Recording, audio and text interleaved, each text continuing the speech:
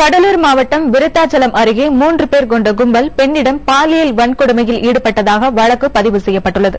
இதுகுறித்த கூடுதல் தகவல்களை செய்தியாளர் ஸ்ரீதரிடம் கேட்கலாம். ஸ்ரீதர், இந்த கொடூர செயல் எப்போது எங்க நடந்தது? ஸ்ரீதர்,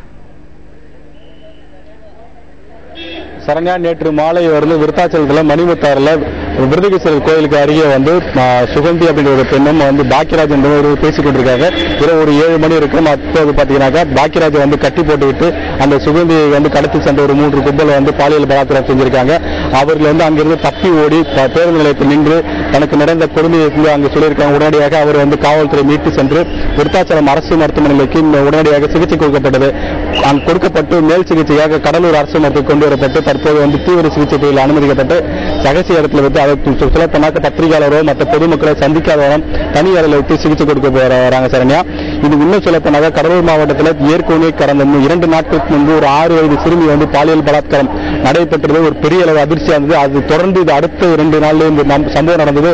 காவல்துறை வட்டாரத்திலும் ஒரு பெரிய அதிர்ச்சி ஏற்பட்டது. இது தமிழக அரசு ஒரு கெட்ட அவப்பெரிய ஏற்படுத்துமான்றதுக்காக காவல்துறையும் பெரிய அளவில் இதை உடனடியாக அந்த குற்றவாளிகள் கைது செய்யும் முயற்சியில் ஈடுபட்டிருக்காங்க. சரண்யா, ஸ்ரீதர், இப்ப காவல்துறை என்னென்ன பிரிவுகளில் அவங்க மேல வழக்கு பதிவு செய்ய போறாங்க?